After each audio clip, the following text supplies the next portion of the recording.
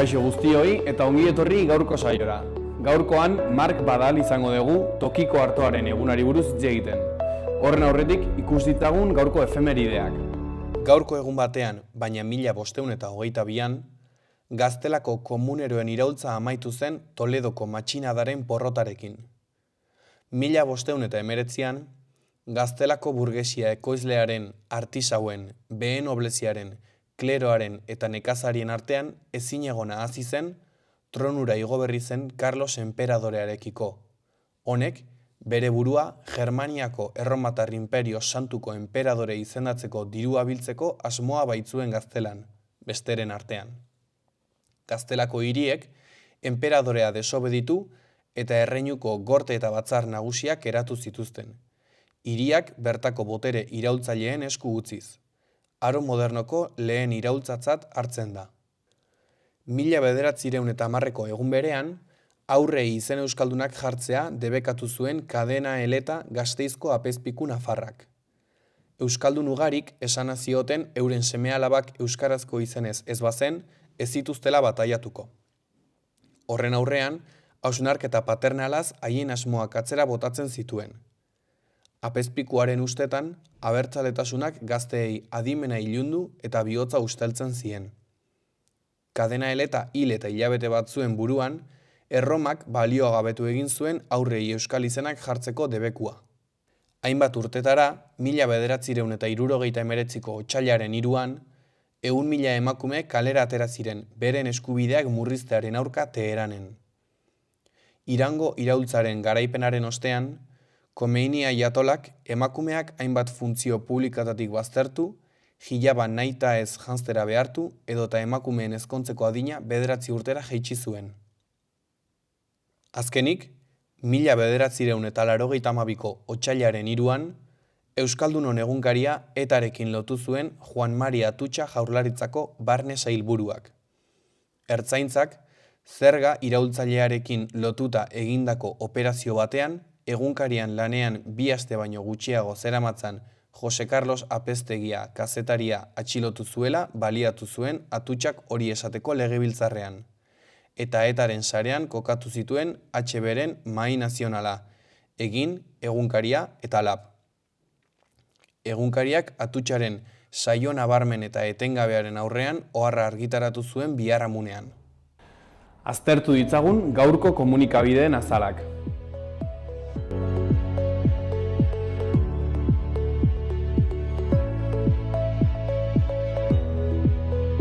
Diario de Noticias egunkarian horrela dio lerroburu nagusiak. Minbiziaren ondoriozko heriotzak 18% jetxi dira gizonezkoetan, eta 13% emakumezkoetan. Lehenengo puntuan, iaz, 4.271 kasu diagnostikatu ziren Nafarroan. Bigarren puntuan, 5 tumoreetatik 2 prebenitu daitezke bizimodu osasungarriak mantenduz gero. Argazki nagusian, Iruñeko mendebaldeko saihesbidea atzo arratsaldean. Honen titularrean, mendebaldeko zirkuituan abiadura murriztu da 100 km/h. Segurtasuna hobetzeko, kamioiek ez dute aurreratzen utziko A15 zatian. Horiz, alde batetik, osasunak Beker mainzi ustea lortu du. Bestetik, Ana Ibarra Lazkozek Joseba Santamaria ordezkatu du egunkariko zuzendari gisa. Beheko berrietan, batetik, Tokeroren ustelkeriaren aurkako auditoriak UPNren hautagaien hautaketa prozesua eten du. Bestetik, Magdalena auzoan Casa Rekaldek alokairuko apartamentuak hartuko ditu. Jarraian, UGT da Nafarroan sindikatu nagusia, eta ELA da gehien igo dena. Azpian, Komisiones Obrerasek bigarren postuan jarraitzen du, Lab ere hazten ari den bitartean. Ondoren, Zerdanek onartu du Diezekin polizia abertzaleari buruzko bilerak izan zituela. Azkenik, Donapeako parte hartze prozesua otsailaren 25ean hasiko da.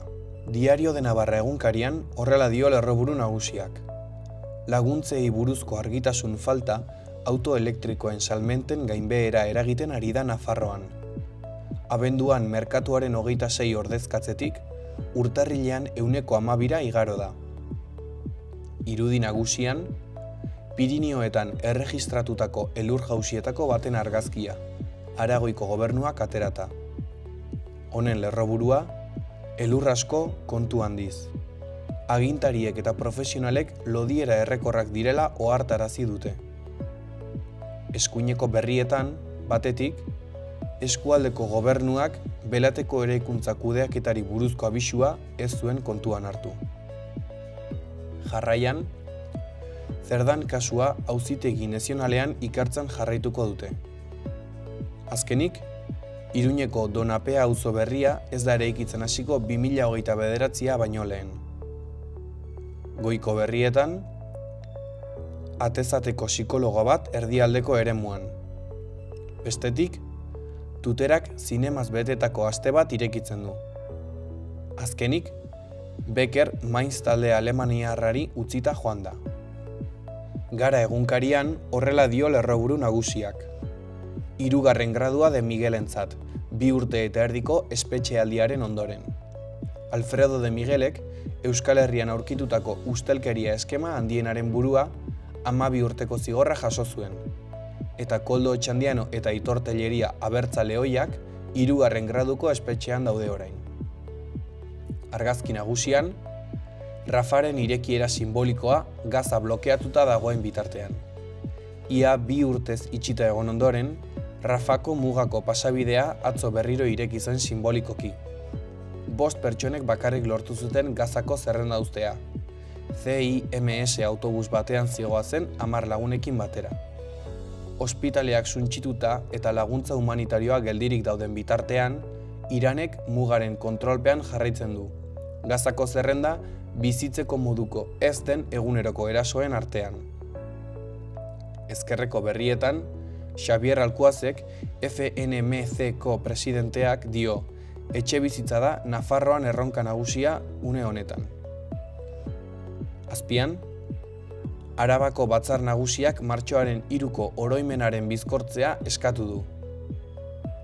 Beheko berrietan, batetik, MSH-ek, Mediterranean Saving Humans, tragedia humanitario handienaz ohartarazi du. Bestetik, 100 hildako Kongoko meategi batean. Berria egunkarian, aldiz, honela dio lerroburuak. Gazak Egiptorekin duen muga ireki du Israelek, baina zirrikitu txikiak utzita bakarrik. Lehenengo puntuan, guztira 20.000 gazatarrek dute atzerrian hartatuak izateko beharra, baina egunean 150 laguni baino ez diete utziko ateratzen. Sartzen, berriz, soilik 50. Bigarrenean, Hamasek adierazi du prest dagoela zerrendako administrazioa Trumpen batzordearen esku uzteko. Argazki nagusian, Maiane Txoperena, bertsolaria eta Xilabako txapelduna. Honen titularrean, bertsolarioi eta emakumeoi pila bat kostatzen zaigu irabaztera goazela erratea. Beheko berrietan, Alfredo de Miguelek 3. gradua jaso du, kartzelan sartu eta 2 urte eta erdira. Jarraian, Pradalesek barkamena eskatu du txarto iraungien auziagatik. Goiko berrian, hodeiak, gero eta estalki txikiagoa zeruan. Euskal Herria irratiari dagokionez, honela dio titular nagusiak. Gaur abiatuko da Bertsoaroaren 35. edizioa Iruñean. 7 emanaldik osatuko dute aurtengo egitaragua. Ohiko bertso saioez gain, bertsoa musika elektronikoarekin edota poesiarekin uztartuko dituzten saioak ere egongo dira. Aurrentzako tailerrak eta bertso afariak osatuko dute zikloa. Bertsoaroaren 35. edizioa, gaur, otsailaren 3an abiatu eta martxoaren 12 arte luzatuko da. 7 emanaldi izango dira guztira, Iruñeko hainbat tokitan barreiatuta.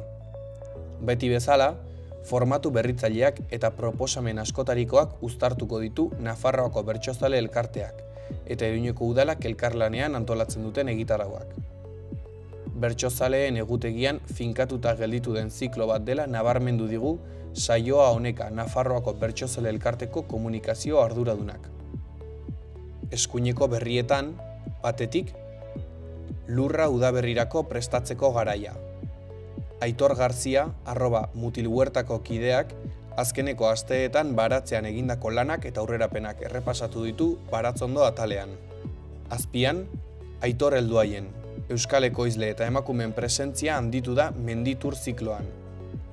Otsailaren 2tik 5 Menditur zikloa egongo da ikusgai Golein Baiona zinema aretoetan. Guztira, 12 film eta dokumental proiektatuko dira.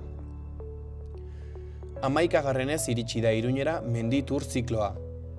Golein Baiona zinema aretoetara. Alpinismoa, eskalada, eskia, mendilasterketak, espeleologia, parapentearen inguruko 12 pelikula programatu dira. Joan den abenduan, BBK Mendi Film Bilbo Bizkaia jaialdian sarituak eta nabarmenduak izan zirenak. Gidoi bikainak, argazki ederrak, inspiratzeko soinu bandak, hain modan dagoen genero zinematografiko honetako zuzendari gorenen eskutik. Eta gainera, 2 aukera egongo dira egunero filmak eta dokumentalak ikusteko. Arratsaleko 5:00 eta 8:40 Aurtengo proposamena hitz egiteko, Aitor helduaien Menditur zikloko komunikazio arduradun eta aurkezlea hurbildu da Irrintzi Plaza saiora. Nafarroa, behar bezalako turismoa. Turista, gureena partekatzeko pertsona. Hotel txiki bat badugu. Turismoak familie bizirik mantentzen laguntzen du. Oroigarria, ez da eramaten duzuna. Uzten diguzun guztia baizik. Gure herrietako bizitza bizirik mantenduz. Europar Batasunak finantzatutako kanpaina, Next Generation. Suspertze plana, Espainiako gobernua. Gobierno de Navarra. Nafarroako gobernua.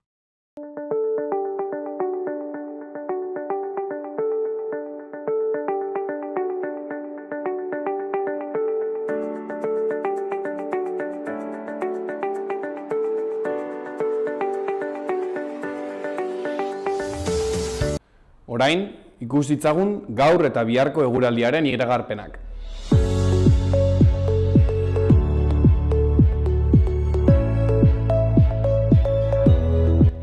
Asteartean hodeiak eta ostarteak izango ditugu. Haizeak hegoaldetik jotzen jarraituko du, eta tenperatura nahiko epela izango da ipar partean. Araban eta Nafarroa erdialdean eta hegoaldean, berriz, apur bat baxuagoak izango dira. Zeruan, ostarte zabalak ikusiko ditugu Kantauri isurialdean. Eta hegoaldean, ere, urdinguneak egongo dira, baina hodei gehiago agertuko da bertan. Ez da baztertzen zaparrada bakanen bat egitea, batez ere hegoaldeko lekuetan eta egunaren bigarren partean. Asteazkenean, hodeiak ugaritu eta zaparradak botatzeko probabilitatea areagotu egingo da. Hegoaldeko haizeak tarteka gogor joko du eta giro epelarekin jarraituko dugu. Hodeiak ugaritu egingo dira eta zaparradak egingo ditu, sarriago egingo du euria Araban eta Nafarroan. Elurkota 1100 eta 1300 metro inguruan egongo da. Inork ez du itsasontzirik eraikitzen berak bakarrik, ez da auzoa hobetzen ere auzotarrik gabe. Elkarlanean ari gara. Modu bakarra baita etorkizun bidezkoagoa eraikitzeko, gizatiarragoa. 1.100.000 pertsonako taldea gara eta sinesten dugu batela komunitatea, enpresa, kultura, lurraldea, aurrerapena eta banka egiteko beste modu bat. Laboral kutxa, bada beste modu bat.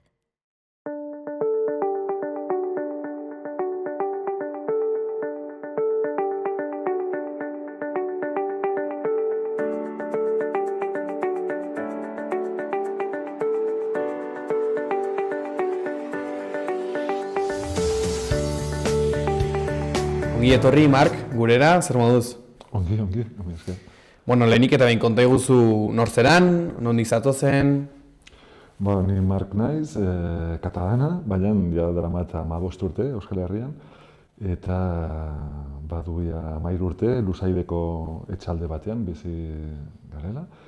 Eta aspalditik lan egiten dut arlo agroekologikoan, hau da bereziki, biztan da etxean egiten dugu hainbat gauza, baina ikerketa agroekologikoak eta dinamizazioa agroekologikoa esparruan egiten dut lan. Gero aparte badut beste bizitza laborala arlo kulturalean, nun nekazaritza landaremoa eta arte eta kultura biltzen den gara, esparru honetan. Baina gaurkoa kokatzen da arlo agroekologikoan. Eta bereziki haziekin eta tokiko haziekin aspaldin lan egiten dut, koordinatzen dut proiektu bat Donostian, Kristinanea Fundazioan, eta hori aparte Aleka elkartearekin kolaborazioak egiten ditugu, eta aspaldin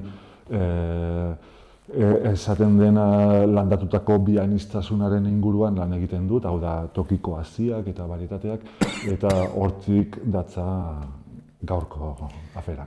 Konta iguzu, zer den gaurkoan orkestera zatozen hori? Bai, 2025an ikerketa txiki bat egin dugu, Basaburua txikian, Malerrekan, Bastanen eta Bortziritan, tokiko artoaren inguruan. Hau da, aspaldin hango baserri ezberdinetan mantentzen eta ugaltzen diren tokiko varietateak.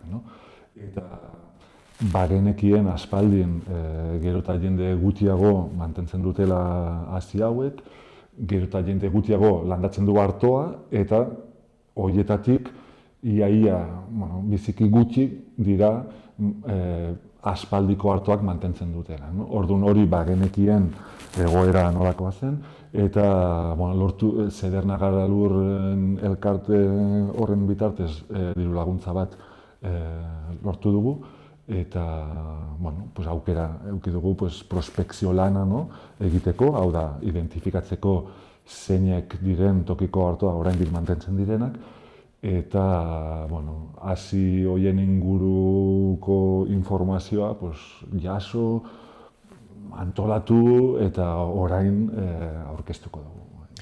Eta nondik dator artoari buruz egitearen ideia? Imaginatzen dut, artoa ez dela gauza bakarra, urtez urte aldatzen jundena, zergatik artoa?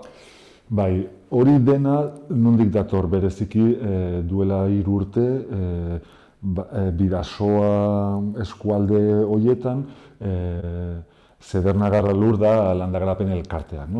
Zedernak sortu zuen lanpostu berri bat, hau da dinamizatzaile agroekologikoa.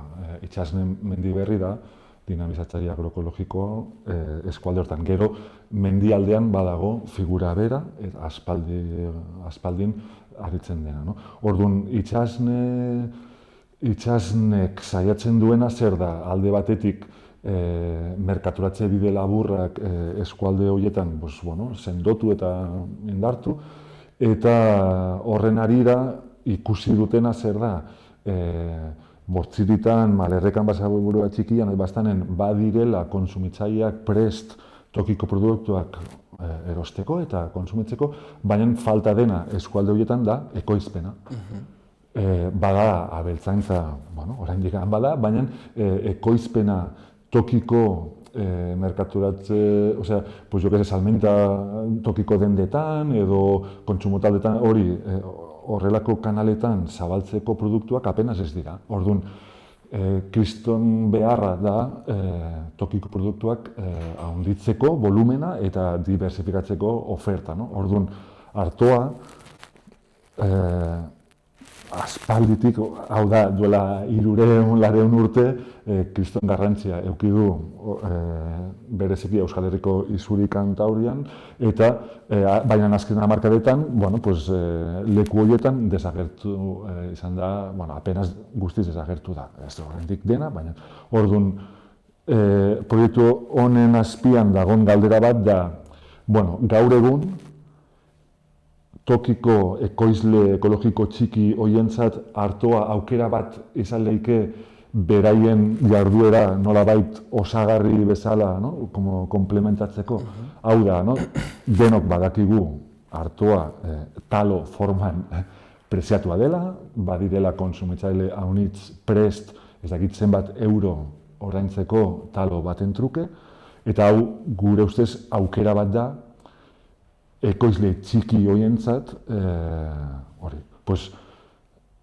gaur egungo arto landak, artoa nun egiten da gaur egun? Egiten da, Nafarroko kasuan, ez dakit nola, gutxi gora bera, Tafaiatik beiti. kriston eremu handietan, arto modernoak, hau da varietate modernoak, hibridoak, kasu haunitetan transgenikoak, eta arto hau dena joaiten da haziendak, abereak elikatzeko. Makrogranja horietan diren behiak eta horiek jaten dute arto asko, gero jaten dute ere bai soja transgenikoa Amerikatik etorri da. Baina hau da gaur egungo artoa. Baina hemen guk ikusi duguna da nolabait garai bateko azken arrastoak, no? Eta hau da lehen nekazaritza preindustrialetik etortzen zen kultura hau eta lan egiteko molde hauek oraindik mantentzen da baserri batzutan, eta haiek mantendu dute lehenoko varietateak. Gero, nahi baduzu ikusiko dugu, ze ezberdintasunak badira. Orduan, gure ustez, tokiko arto zahar hauek suposatzen dute aukera bat, ekoizle txiki hoientzat beraien produktuak desberdintzeko, eta gainera badago kanal bat, hau da, taloak. Orduan, hau zen helburu estrategikoa, ez dakigu, guk egin dugu lana, identifikatu ditugu hainbat arto interesgarri, nik uste dut ekoizle txiki horiek badakitela handagola aukera hau, eta, ea norbait animatuko den. Aipatu duzu garrantzia izan duela historian zehar, bereziki Atlantiko isurialdean, zergatik nabaritzen da gehiago kostaldean? Zertan nabaritzen da diferentzia? Klimagatik.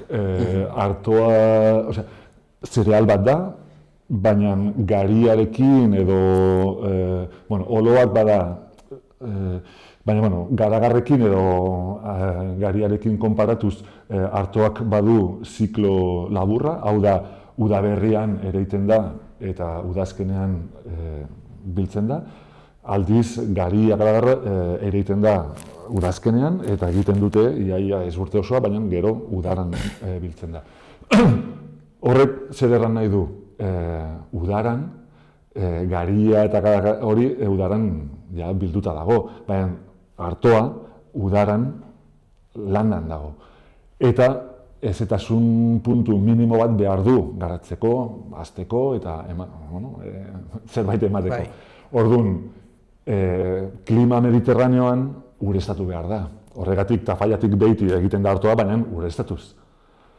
Isuri Atlantikoan ureztatu gabe garatzen da. Horregatik Galiziatik unat eta gero Frantzialdean eta Europa iparraldean eta hortik egiten da artoa asko uda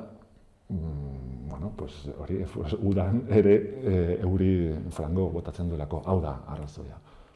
Nekazaritz gain sukaldaritzan ere erabiltzen artoa, aipatu duzu taloa, beste gauza asko ere egiten dira artoarekin. Artoaren erabilera galdu den heinean, zer galdu dugu? Bai, bereziki galdu dugu, hemengo ondare kulturalaren zati, garrantzitsu bat. Hori, Euskal Herriko haunitzek bereziki isuri Atlantikokoek badakizue zuen amatxik, aitatxik eta horiek batek errantzuen bezala taloz bizi zirela. Ordian, hori denok niri kanpotarra naiz eta ere bai entzun dut. Duela ezain beste urte arte, artoa izan da, tokiko elikaduraren zutabe, importantena. Ordian, talotan jaten zuten, baita labeko artoa, edo hartua, edo arto laberria, hau da, labean egositako ogi motako, hartoz egindako zerbait, hori ere bai jaten zuten, bereziki xerratzen zuten, eta gero esnean, beti esnekin, normalean. Hau ere bai, orduan, igual ez da izan kultura gastronomika oso anitza, erran nahi dut artoarekin ez ziren egiten ez dakit zenbat plater ezberdin eta hori, baina kuantitatiboki... Eta oinarrizkoa ez da? Guztiz, babarrunak eta artoa izan da, eta berez artoarik gabe ezin da ulertu ze gertatu zen 19. eta 20. mendean baiara horietan. Demografikoki eta baita ekonomikoki, zenta Artoak suposatu zuen hazienda gehiago ukaitea etxeetan, zenta aukera handia da animaliak eta pertsonak elikatzeko. Eta zergatik ari gara galtzen hori? Zergatik ari gara galtzen. Baiara horietan eta, isuri atlantikoan abeltzantza mantendu da, gutxi gora bera, apaldu da asko, baina mantentzen da. Baina animali horiek gaur egun ez dute jaten tokian egiten den, belarra bai, baina ez alfalfa, ez artoa, artoa orain pentsuarekin jaten dute, hori dena beste leku kompetitiboagoetan egiten da artoa, hau da arrazoia. Horrelako lekuak, maldatsuak, mendiko gunetan eta hori, ez da kompetitiboa horrelako zerbait egitea. Orduan, nola petrolea oraindik merkea den, eta mundu maiko elikadura sistema batean kokaturik dira laborari guztiak, ordean, kanpotik ekartzen da bazka animaliendako, belarra bai egiten da tokian, baina orduan hau da arrazoia. Orduan, zergatik mantentzen da oraindik baiara horietan eta zergatik han egin dugu lanketa hori eta ez beste lekutan, Zubieta herrian mirari bat dagoelako, eta hau da errota komunal bat. Zubietako errota da Euskal Herrian gure ustez adibide bakarra horrelakoa. Hau da errota bat, komunala, hau da Zubietako auzokide batzuk dira jabeak,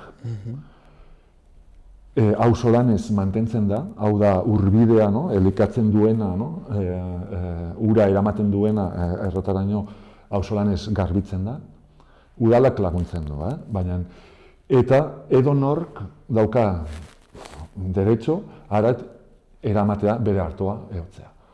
Hau da, adibide bakarra. Gero badira beste errotak, Mallorcoa, badira batzuk, baina dira pribatuak eta haiek badute haien jarduera, primeran, baina Zubietako errota da bakarra eskaintzen duena aukera edonor ara eramateko. Orduan, horrek zer ekartzen du?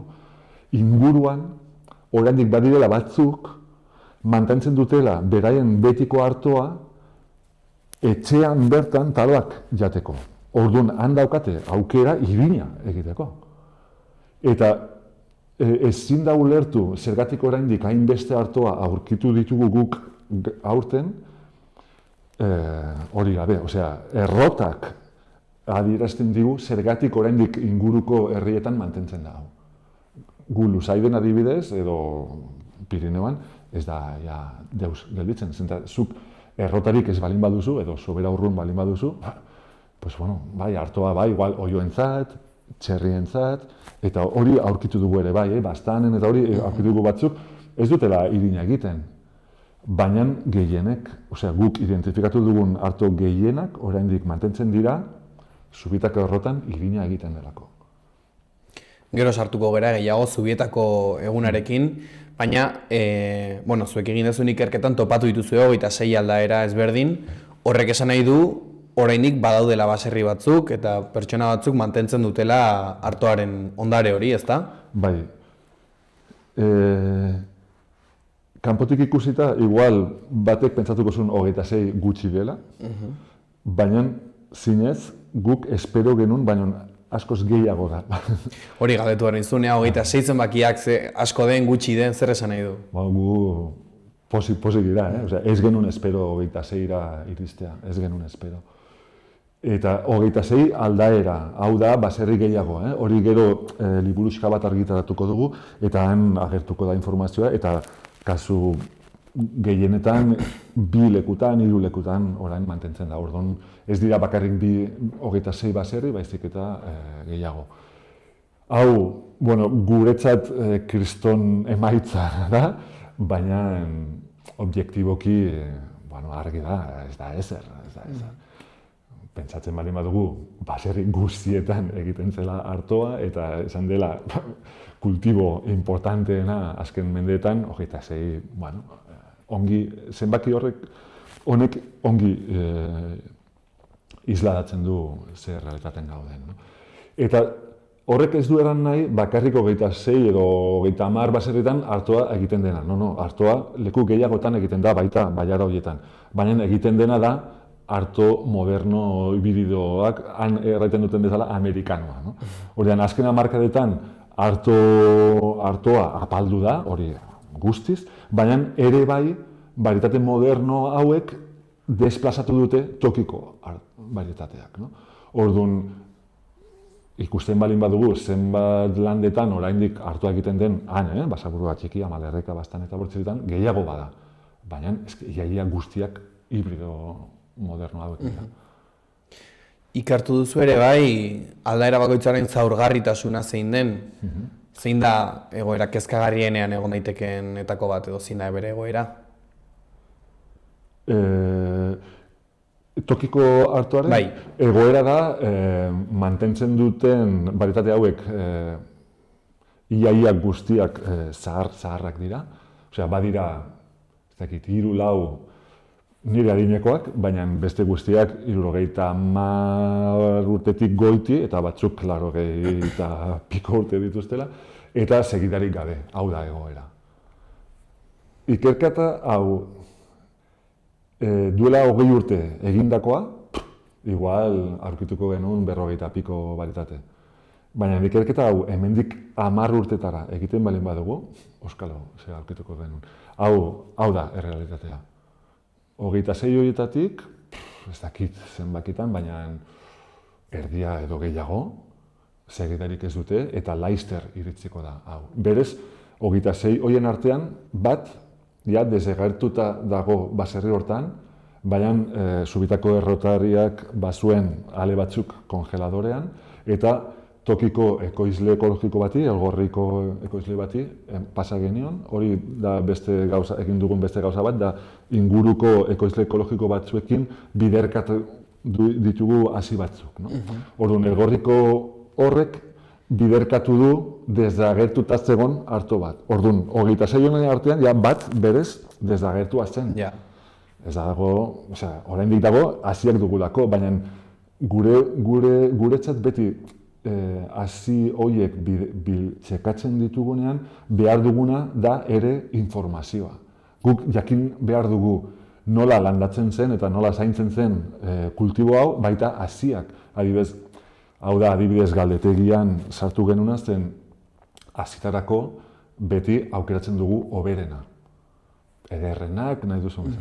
Baina guk ulertu nahi genuen pertsona bakoitzan dako, zer zen hoberena edo ederrena. Hau zinez zaila da, zenta haiek ez dira usatia horrelako gauzak verbalizatzea, eta erraten duzu, hori ikusten duzu, ederrena, baina nik ulertu nahi dut, tamaina, pikorrak, edo, ez dakit, bagenitun galdera batzuk badute pikorren lerroak xuxen, batzuk ez, hainbat galderak, eta zerbait topatu dugu. Orduan, kasu honetan, guk bagenuen hasia, baina ez dugu informanteak. Orduan bai daukagu hasia, badakigu gutxi gora bera arto guztiekin gauza bera dela, baina guretzat bai importantea da informazioa. Zenta guk egin dugun lana ez da lan zientifiko bat. Gu ez gara botanikoak, ez gara genetistak, ez gara etnologoak eta etnografoak. Orduan, gu errotaria, ni ere bai guk parte hartzen dugu, edo berak parte hartu zuen Nafarroko hasisarean, guk egiten dugu lan hauek nolabait gure interes, aktibistatik, orduan, nik aspaldin lan egiten dut gauza horiekin, baina berez gure helburua da ea artoa, gaur egun, artoak leku bat badaukan tokiko elikadura sisteman. Gure helburua ez zen ikerketa akademiko bat egitea. Orduan, horregatik, guk jaso dugu informazio batzuk, baina ez dugu egin deskribapen zientifiko bat hori bere garaian Gipuzkoako aldundiak adibidez edo beste erakunde publikoek egiten zuten prospekzioak. Gipuzkoan, 80. hamarkadan aurkitu zituzten 100 arto ezberdin oraindik eta hori, no? Ikusten balin baduzu, hori interneten dago ikerketa hau, nola deskribatzen duten baritate guztiak eta hori, da, ingeniero agronomo batek egindako lana bat. Hau ez da gure kasua. Guk adibidez jaso dugun informazioa, nola antolatu dugu eta nola argitaratuko dugu hiztegi formatuan. Zentak, herri bakoitzan aurkitu dugu gauza berak izen berezi bat zeukala, orduan argitaratuko duguna da tokiko artoaren hiztegia. Eta hiztegi forma eman diogu.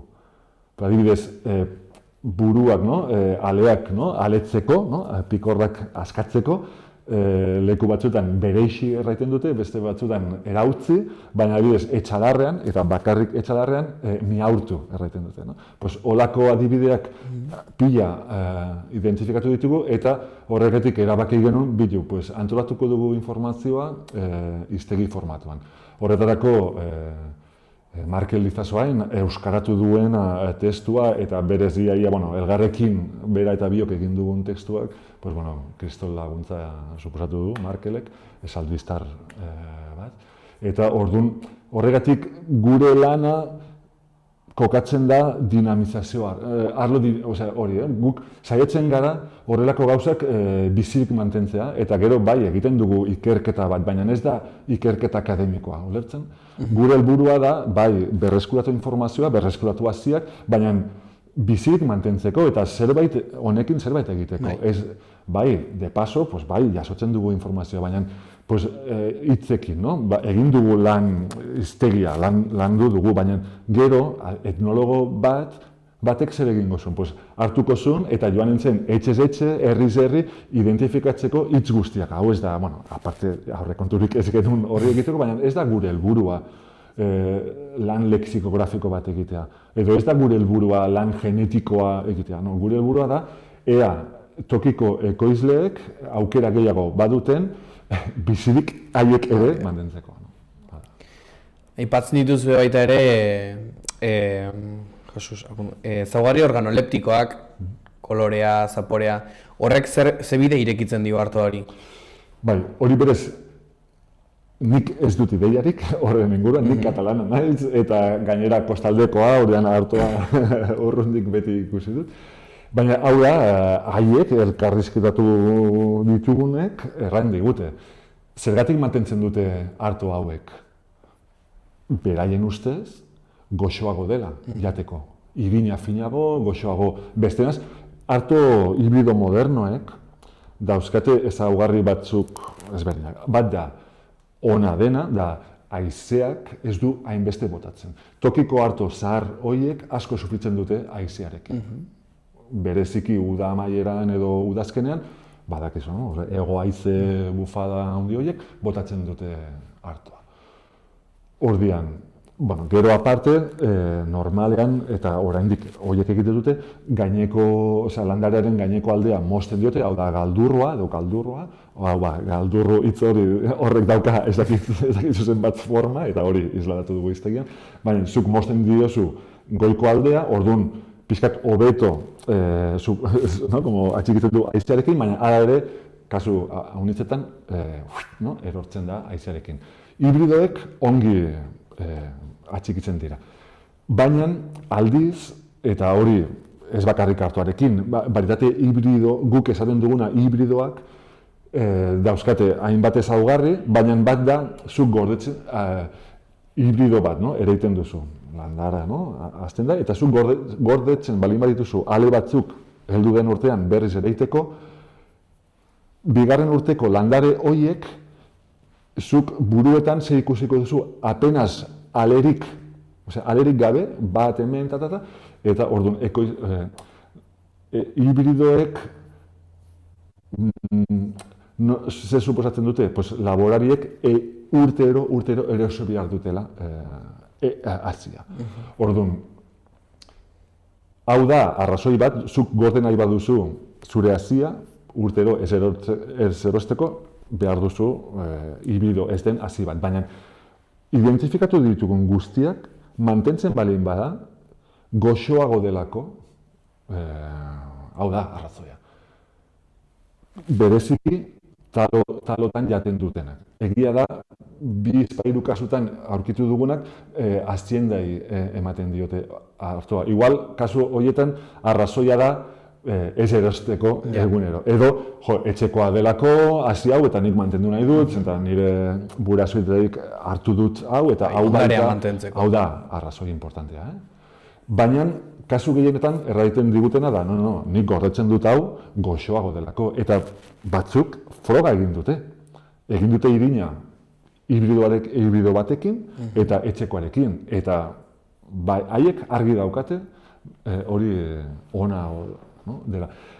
Horregatik gero ikusiko dugu, baina 21 jardunaldian 5 tokiko arto ezberdinak dastatuko ditugu. Ikusteko, zerbait nabaritzen duguna, ez, igual horretarako, mingain entrenatua izan behar da. Hori da, ikusi nahi duguna tokiko adituekin, ez? Hortara nindoan, otsailaren 21 Zubietan tokiko artoaren eguna antolatu duzue, eta hasiko da Zubietako errotan, ezta? Zer dijo hortik aurrera? Bai, hasiko gara errotan, 2 ordu gutxi gora bera, egonen gara han, eta momentuan egotuko ditugu 2 arto ezberdin. Beste 3 aurreko egunetan egingo dugu, eta bestenaz ez digula denborarik emango 5 egitea. Orduan, egonen gara errotan, ezagutzen ez dutenei kriston aukera bat da, eta benetan nik aspaldin ezagutu nuen, eta benetan niretzat mirari bat da. Ostia, nola da posible hau. Badira, gero ezagutu ditut beste errota hidraulikoak, bere egurrezko mekanismoarekin, errotarriak eta hori, baina da hori guztiz errota ezagitzen bat urteko. Mekanismo honek dauka 100 urte, baina berez teknologia da iaia mediebala, eta oso ikusgarria da. Oraindik harriak pikatzen dira eskuz eta hori. Orduan, errotaria, edortak darama 23 urte errotan. Gonbidatuko ditugu ere bai errotari ohiak, orduan espero dugu errotari batzuk izatea egun hartan. Eta, ikusiko dugu nola funtzionatzen duen errotak, eta, gero, igoko gara herriko plazara, eta egin ditugu tailer batzuk, edo, ekitaldi batzuk, alde batetik, eguerditik iluntzera izanen da erakusketa bat, hau da, identifikatu ditugun artoak, buruak mahai baten gainean izanen dira, bere izenekin eta hori. Gero eginen dugu, bazkalduko dugu taloak, orduan Zubietako taloegileen elkarte taldearekin, eta bazkaldu baino lehen haiek erakutsiko diguten taloak nola egiten diren, eta beraien ezagutzak partekatuko dute. Baita dastaketa eginen dugu, 5 arto ezberdin dastatuko dugu talotan, eta, pixkat ea zerbait nabaritzen dugun. Eta hori baino lehen, edo, momentu hortan, eguerdien baita egonen da Asia azoka bat, hau da, elkarte ezberdinek jarriko dute postu txiki bat, igual informazioekin, edo zerbait saltzeko, ez dakit. Alde batetik artoarekin lan egiten duten batzuk, adibidez iparraldeko arto gorria, elkartea, edo iparraldeko asizarea. Baita Nafarroko asizarea saiatuko gara postu txiki bat jartzea, eta gero Aleka elkartea, Aleka da Euskal Herrian Euskal Herriko esperientzia bakarra hasi ekologikoak saltzen duna, eta baita egonen da. Eta hori, Eta azken ekitaldia da nixtamalizazio tailer bat. Hau igual da arraroena edo... Hori galdetu behar nizun. Gero igual nahi baduzu ikusiko dugu. Eta gero, arratsaldean, bazkalduta gero, jarriko gira, herriko plazan bertan bada egoitza bat, soziedade bezalakoa. Eta han egonen gara solasten, pixkat, etorri gonbidatu ditugun esperientzia horiek, orain aipatu ditudanak, 5 minututan azalduko dute zer egiten duten, eta gero, ikerketaren emaitzak partekatuko dugu, hiztegia aurkeztuko dugu, eta hau da hau da proposamena. Egun polita, jo, Bai. Eta nixtamilizazioa, nik ez nuen ezagutzen hitz hori, laburki edo zer da? Bai, berez, nik ez dut bereziki guztiz ulertzen eta jakiten, baina da teknika bat, Mexikon eta Zentroamerikan egiten den teknika bat, baina 16. mendean espainolek ekartzen zutelaik artoa Europarat, ekarri zuten hasia, baina ez informazio hau. Horregatik lehenu, nola aipatu dudan, importantea da hasi bat hartzea, baina bere daraman informazioarekin, pues haiek ekarri zuten hasi bat, ikusten zuten, ostia, pues, claro, ikusten da, artoa da increíble. Hasi batetik zenbat hasi botatzen duen, landare batek, guztiz emankorra da artoa. Orduan, ekarri zuten hasia, baina ez informazio guztia. Nixtamalizazio da prozesu bat egiten dena, aldaketa kimiko bat egiteko, horrek aldatzen dio zaporea artoari, irinari, baina egiten duena da aminoazido bat, hori egiten ez baduzu, aminoazido ez duzu asimilatuko. Orduan, aminoazido hori asimilatzeko egin behar da, hori normalean errautzakin egiten da, edo zerbait pH apala duena. Hori ez dakit, igual friki baten batek jakinen du eskurrak jateko hori egiten dena. Da, orduan, aurre germinatzen dituzu aleak, orduan gero, gelditzen duzu germinazioa, eta gero, hori egiten da urakin, sukaldatu behar duzu pixkat, eta, orduan da prozesu luze bat da, 20 piko ordu behar ditu, orduan, gonbidatu dugu Errezilgo baserri batean bizi den laborari eta sukaldari mexikar bat, etorriko da, eta lehenengo pausua ekarriko du egina bere etxetik, baina han eginen dugu, pixkat ikustiko dugu nola egiten den nixtamalizazio prozesua. Eta hau da zerbait Mexikon eta Zentroamerikan egiten dena, gero hori, badakigu, komida mexikana eta hori egiteko, hau artoa horrela tratatua izan da, eta hemen guztiz ez ezaguna da, eta batzutan ikusten duzu, Euskal Herrian, artoa gurea da, gure kultura eta bidea, baina zure kultura hutsune importante, zure kultura gastronomikoa hutsune importantea da. Ez da bakarrik gure artoa. Ez, bereziki beraien zen. Bukatzen jungo gara, luzatzen ari gera, zer eramango du bertara juten den pertsona batek etxera? Bai, eramango du, zubitako errota ezagutzen ez badu, kriston momentua eramango du, benetan hau ezagutzea, bederen niretzat horrela izan zen. Gero, arto hauek ikustea, biztan da hiztegian argazkiak badira, eta gero zintzirekatuko dugu ere bai internetean hiztegia, baina nik uste dut arto hauek ikustea eta ukitzea eta hori esperientzia bat da, eta pentsatzen dut horrelako gaiak interesatzen zaienei gauza dixente eramango ditu. Ez dakigu noraino lortuko dugun elkarrizketatukoak han egotea, biztan da gonbidatuko ditugu denak, baina pentsatzen dugu denak ez direla agertuko. Baina agertuko direnekin ere bai pentsatzen dut momentu politak izanen direla ere bai. Eta zergatik jo behar da herritar arrunt bat otsailaren 21ean Zubietara? Artoa toki kulturaren zutabe bat izan delako, denok egunero zerbait jaten dugulako, eta igual, jaten dugunari buruz pixkat gehiago pentsatu beharko genukelako. Orduan, eta tokiko gaur egungo laborari ekologikoak ere bai izanen dira, orduan, ikusteko, artoa horrelako lekuetan ez dela garai bateko ez dakitze, baizik eta gaur egungo elementu importante bat izan lehike, orduan, interesatzen balin bazaizu, edo importa balin bazaizu, gure lurraldean zer gertatzen dena eta jaten duguna eta hori, pues, bueno, hortik zerbait aipatuko da egun hartan.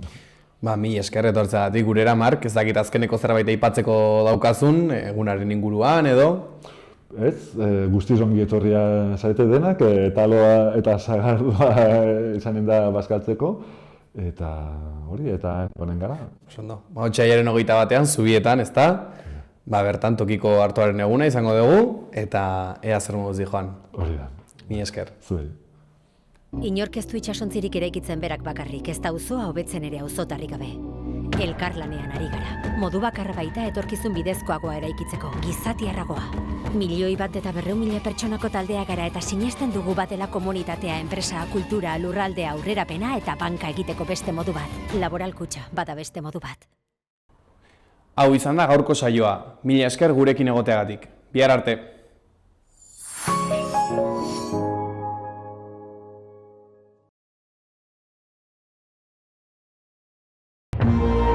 Gobierno de Navarra. Nafarroako gobernua.